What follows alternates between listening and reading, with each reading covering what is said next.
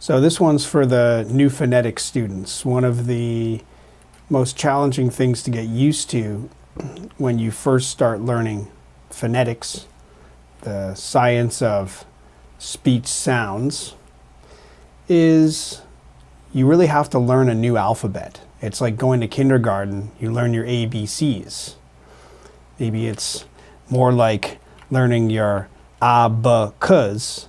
You know, if you could look at it that way, it's like instead of ABC, you're learning ABK. It's like a new alphabet.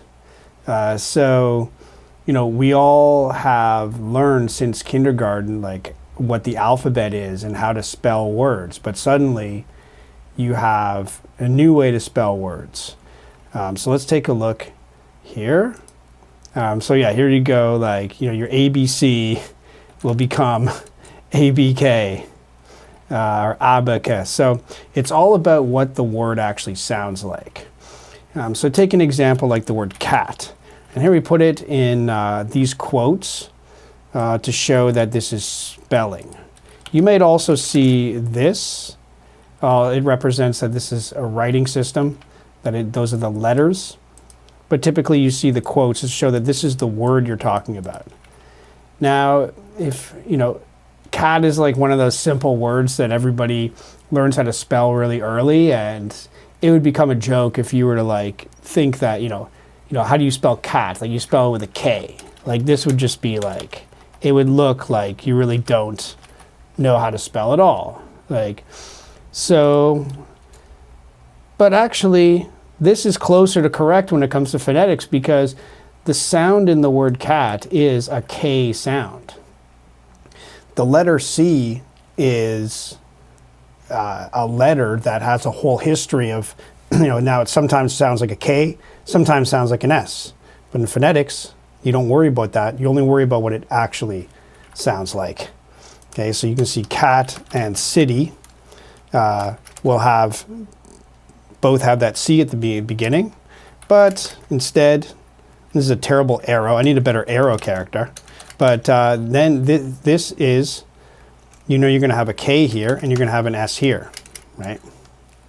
So the C disappears. In fact, if you were to write a C phonetically, that's like this like exotic sound. It's like a sort of a t sound that don't even have in English. I think it's in Polish. There are many languages that have it, but not in English. This is the first thing to really get used to. Now, when you're writing it in this broad transcription, now that's another thing to get used to with phonetics, is that you can choose how much detail to write what you're writing in. And so, but we'll start it with like the basic level of detail.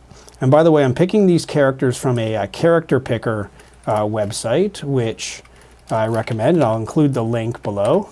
Then I just paste them in here. Okay, so there we have the word cat. Okay, so whenever there's a character that is not in the standard keyboard, I bring it in from that character picker app. So yeah, this is how you spell the word cat phonetically. And the slashes here, that represents broad transcription, so that's like the broadest level of detail. And that's the way that I usually like to work, because that's, you know, we'll talk more about that in the video about the biggest learning curve in phonology, because getting used to the difference between the broad and narrow transcription is about, you know, it is about this. But I'll show you here, if we go into the narrow transcription for bringing in the extra detail, now we have to put this little marker here, right, to show that this is, it's telling us what kind of K it is. It's not just a regular K, it's an aspirated K with a little sound in it. And we have cat. Right. And you could do various things with like that T, the closing T, like you might see this showing this unreleased. That'd be like cat. It's like you don't open your mouth after the T. It's like cut. It just like closes and doesn't open. That's where narrow transcription can kind of get you into the weeds, because there's all kinds of little details that you could be adding on top of these sounds, right? And there's going to be variation in different speakers. So there's all kinds of things you can do with narrow transcription, and you might see them, you might not. Whereas the broad transcription, it's going to be pretty consistent, you know, for your dialect, right? So here we have, okay, for city, now we can, well, how do we pronounce that? We can bring in this I vowel here. So we have it, city. All right, there's city. But of course, you think about how it's commonly pronounced, you know, it's something more like,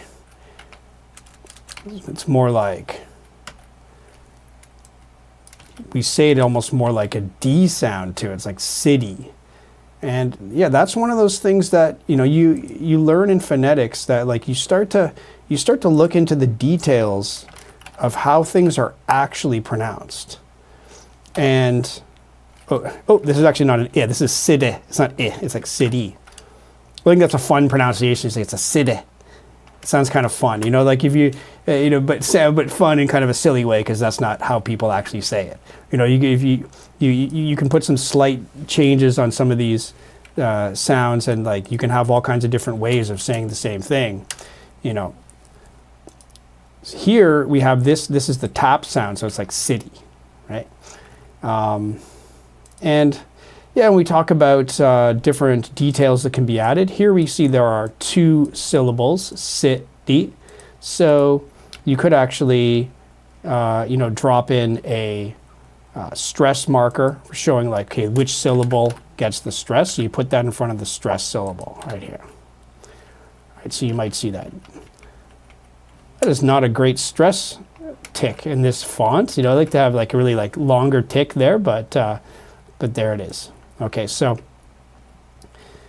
this is how you write things phonetically. So basically, this is the new alphabet, right? This is what you learn, but then you have to relearn the alphabet and imagine that this is how you spell these words. You have to really kind of sound it out, and that's a big part of phonetics, is you sound out all the words. Like, you know, I remember on my phonetics exams, you know, all these students were like, they're like talking to themselves quietly, you know, during the exam, because it really helps to say these words out loud. And if you don't fully say them out loud, at least kind of like whisper them or kind of mouth them silently to really feel how your mouth is moving and feel what's happening. And that's really the change that you have to get used to in phonetics. So I'll close with one of the extreme examples of this. I like to use as an example is the word night. So of course we see that it has a whole bunch of letters here. And what are those letters doing there? Because of course we don't pronounce it like that at all. So we would have here the word night. You might sometimes see that written as a J. That's how they taught it at University of Toronto. They would do the J here. They put like night. Okay, you might see that sometimes, but most commonly you see the I, because this is what they call a diphthong, or a combo double vowel, and you can write that either way. So there's night, right? So that's all it is. You see why people sometimes wonder, like, why don't we just spell this word N-A-I-T? And you know, over the years, there have been many proposals to simplify the spelling system, but it never really catches on, because it's almost like it seems to create as many problems as it solves, because now you have to relearn everything, and maybe the new spellings, you know, they're not going to last either. See, because the thing with these spellings, I will just put the narrow transcription here. Now, this is where you can see some difference in different dialects, because here I'm speaking Canadian English here. I don't know if you're noticing my Canadian accent. The funny things with accents, like, doesn't sound like an accent to me. It sounds like I'm just talking English, but that's how everybody feels. You know, you're speaking English, but then to somebody from a different part of the English world, the Anglosphere, you know, they will clearly hear that accent. So Canadian English is in most regards quite similar to American English, but we do have some quirks. This is the quirk of Canadian raising. So instead of saying night, it's a night. I see a night. See, that sounds funny to me. That's how most of the English world speaks. But in Canada, we say night. So there's kind of like "oi." Instead of saying I, we say "oi." And here you can see there's a detail. That's the kind of detail that only shows up in the narrow transcription. And so this is part of the fun of phonetics, is you can really uncover the differences of the different English dialects, and they especially show up in the vowels. So you can see how, you know, you can start to speak like somebody from a different part of the English world.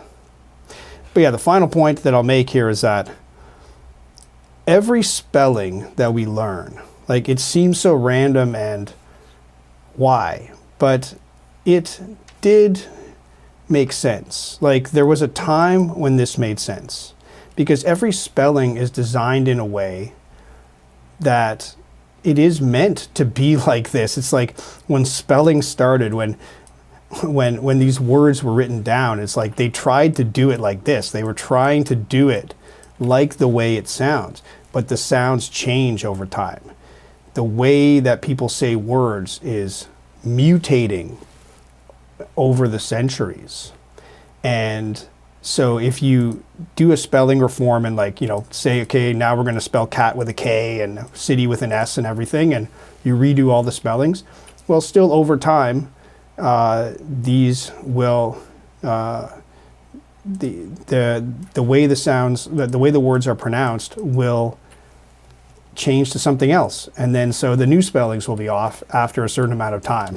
Like, imagine you call, like, the city, imagine you called it like that. That looks kind of funny, but you could do that. All right, so when the word night, let's see, somebody thought that this is a good way to spell the word night. And it's not because they just imagine there's a K and, like, I'm feeling like a GH today. You know, it's like this word used to be pronounced something like, and I'm writing this in phonetic letters now. Okay, so this would be there. Now I need to get a special old English sound here. Knicht. Okay, there it is, knicht. So this used to be pronounced something like knicht. So this sound represents a r, which is, you could kind of say, is like a funny G. You know, so just like when we see you know, we have a th sound, it's like a funny T, so we write TH. A sh sound is like a funny S, so we write SH. Well, here the r sound is a funny G, so we can write GH. And so you see you actually have the K, the N, the E vowel. This vowel used to be pronounced like E and not the I. The whole I pronunciation came later. So this used to be knicht.